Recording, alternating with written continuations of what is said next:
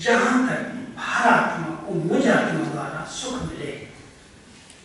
मर्यादाओं के अंदर रह करके जितना हम अपने तरफ से सहयोग दे सकते हैं, सुख दे सकते हैं। और 3 बातें बाबा ने कही है मुरली के अंदर, सहयोग, स्नेह, सहानुभूति। ध्यान दिया होगा, ये तीनों बातें अगर हम संगठन में, परिवार में रखते हैं, हर एक आत्मा के प्रति सबको स्नेह दें, अपनी तरफ से दूसरा दे या न दे, सबको सहयोग दें और सबके प्रति सहानुभूति रखें, तो हमें उनकी दुआएं मिलेंगी। इस मार्ग के अंदर दुआएं बहुत बड़ा सहयोग देती हैं आगे बढ़ने में। और मैंने अपने इस जीवन में केवल और कोई गहरा पुरुषार्थ, बड़ा पुरुषार्थ नहीं किया, यही लक्ष्य रखा है, मुझे माता पिता की, मुझे अपने बड़ों की, अपने सेवा साथियों की सिर्फ दुआएं मिले। ऐसा कोई बोल, ऐसा कोई कर्म मेरे से ना हो जाए जो मेरे साथी, मेरे बड़े, मेरा बाबा कैसा व्यक्ति है, बददुआ कोई थोड़ी जानबूझ के देगा। ये ठीक नहीं है, ये नहीं करना चाहिए, नहीं होना चाहिए। अगर कोई हमारे प्रति गलत सोच रहा है, गलत विचार आ रहे हैं, वो भी उसकी बददुआएं हैं। ध्यान देना, हमारे से कोई ऐसे कर्म न हो, ऐसा संकल्प, ऐसा बोलना निकले जो कोई आत्मा मुझसे डिस्टर्ब होकर के मुझे बददुआ दे तो हम बदलें उसको स्नेह दे करके, सहयोग दे करके, उसके पर शुभ चिंतक बन करके उस बददुआ को दुआ में बदल दें। लेकिन एक दुआओं की छतरी बहुत सेफ्टी का साधन है। चाहे कैसी भी परिस्थिति आएगी, चाहे शारीरिक आए, चाहे आर्थिक आए, चाहे मानसिक आए, कलयुग के अंत में कोई भी परिस्थिति किसी के सामने कभी भी आ सकती है। लेकिन अगर दुआओं की शक्ति है, दुआओं का बल है, तो सूली कांटा बन जाएगी, सहज पार हो जाओगे। बाबा का एक बहुत फेवरेट गीत था, ले लो दुआएं माँ बाप की, तो सिर से उतरेगी गठरी पाप की। ये जो पाप की गठरी है, उसको उतारने का सबसे अच्छा साधन है माँ बाप की दुआएं। सिर्फ लौकिक की नहीं है, लेकिन पारलौकिक माता पिता की दुआएं। पारलौकिक माता पिता हमसे अगर प्रसन्न है, उनकी श्रीमत पर हम चल रहे हैं, हम सच्चे सपूत और आज्ञाकारी हैं।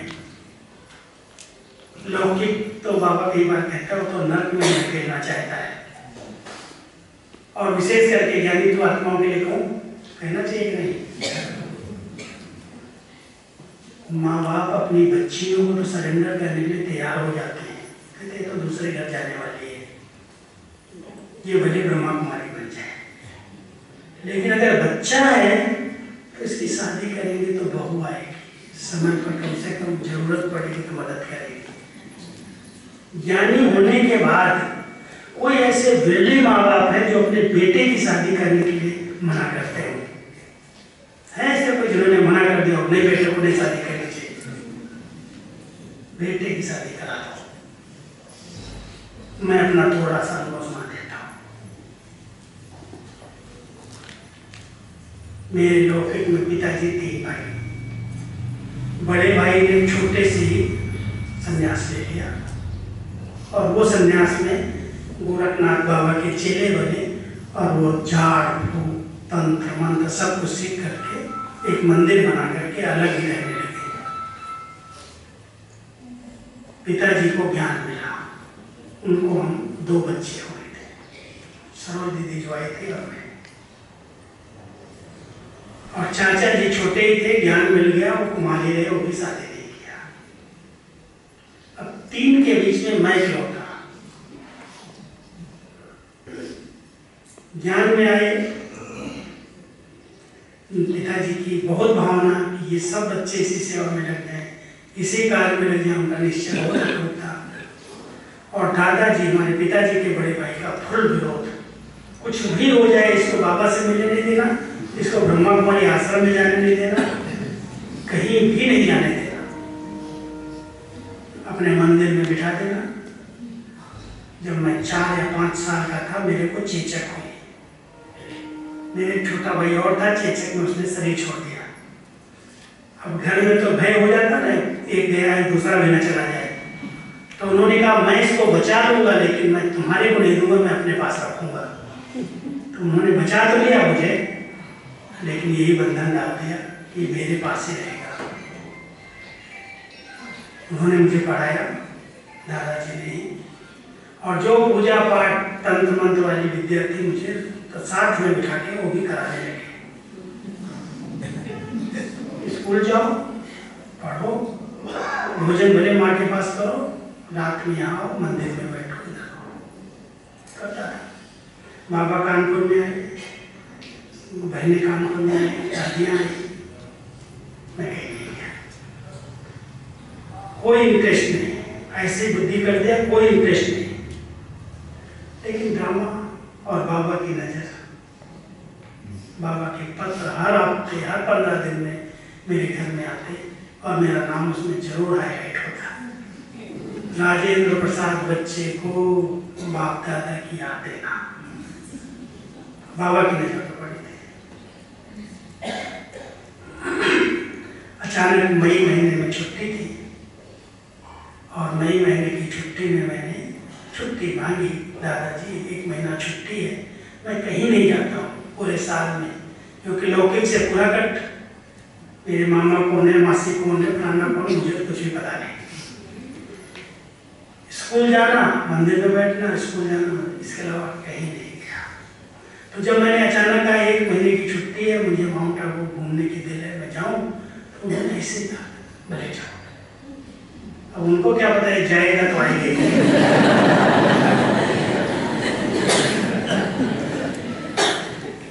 अब मैं माउंट आबू आया, 1 महीना सेवा किया और सेवा में दीदी जी की बहुत परखने की शक्ति थी। उन्होंने परख लिया है तो यहाँ के ठीक है, यहाँ रह सकता है। तो मेरे से इंटरव्यू लिया। मैंने कहा दादी मेरी उम्र 15 साल है, मैं 9th में पढ़ता हूँ और ऐसे ऐसे मेरे पिताजी 3 भाई हैं, गीता पाठशाला घर में है, लेकिन दादाजी एमटी हैं, वो नहीं ज्ञान में आने देते हैं। दादी ने सुना और कहा अरे तुमको तो कभी भी छुट्टी नहीं मिलेगी, तुम तो वहीं रहो। मैंने कहा दादी वहां रह के क्या करूँगा, अभी विनाश होने वाला है। विनाश शब्द पक्का था, बाबा ने बहुत पक्का करा, अगली दिवाली नहीं आएगी। तो विनाश होने वाला तो दादी हंसने लगी, अच्छा विनाश तो होगा लेकिन तुम्हारी उम्र छोटी है, निर्णय बाद में लिया था। कम से कम 18 साल का होगा तो निर्णय लेना।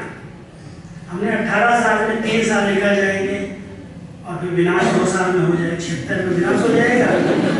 तो मैं क्या करूँगा पढ़ करके, मैं नहीं पढ़ूँगा।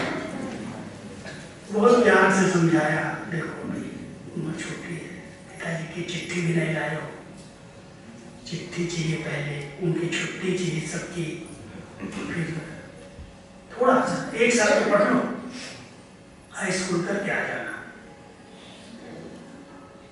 मैं मान गया भाई, मनाना, बड़ों को मनाना। बाबा से मिला अकेले में जाके, तो बाबा बड़े प्यार से बोले बच्ची आस पूरी हो जाएगी, आस पूरी हो जाएगी, और कुछ नहीं कहा, आस पूरी हो जाएगी। अब मैं गया घर में, बड़ी मुश्किल से हाई स्कूल पढ़ाई कर रहा था। उसी समय बांग्लादेश वाली लड़ाई छिड़ गई, और बांग्लादेश वाली लड़ाई जो छिड़ी थी इंदिरा गांधी के समय, जो पुराने जानते हैं, शाम को 6 बजे के बाद ब्लैकआउट, कोई घर से बाहर नहीं निकल सकता, कोई लाइट नहीं जला सकता, कोई कुछ नहीं कर सकता, सब घरों में पैक। इतनी डरावनी वो लड़ाई थी, कब बम कहाँ गिरेगा कुछ पता नहीं। अब मुझे जो पक्का था ना बाबा विनाश होने वाला, पक्का हो गया। ये तो शुरू हो गया, बंद होने वाला। मैंने कैसे भी करके 5 अप्रैल को पेपर पूरा किया, 6 को ट्रेन पकड़ी, 7 को माउंट आबू आ गया। पिताजी ने बड़े प्यार से पत्र लिख के दे दिया। उनको बहुत निश्चय था और बहुत चाहते थे। दादी सामने ही मिल गई गेट पर, तुम आ गया, ऐसे देखा नीचे, और उस समय कोयले वाली गाड़ियां चलती थी, ड्रेस काली, चेहरा काला, तो जैसे पहुंच गए सामान लेकर के। अच्छा पत्र दिखाओ, गेट पर ही पत्र दिखाओ। पढ़ते ही दादी इतना खुश हो गई। अरे तुम्हारे बाप को इतना निश्चय, हमको तो छुट्टी दिया ही, मेरे भगवान इस सृष्टि पर आया है, मेरे बच्चे का सेवा में लगते हैं, कितना बड़ा भाग्य है।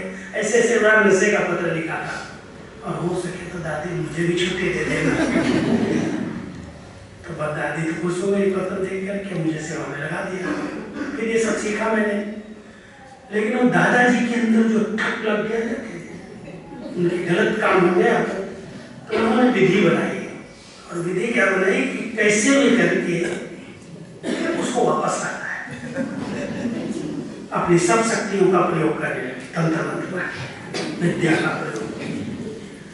माउंट आबू में जहां हम रह रहे हैं वहां पर उनकी शक्ति कुछ नहीं आती, बाहर निकलते ही हमको भी पता चलता कुछ है, और पूरे गांव में पता चलता वो वहां गया है, वो वहां गया, सबको बता देते हैं। शक्तियां थी। उन्होंने सोचा कि सबसे अच्छा शस्त्र जो है माँ है।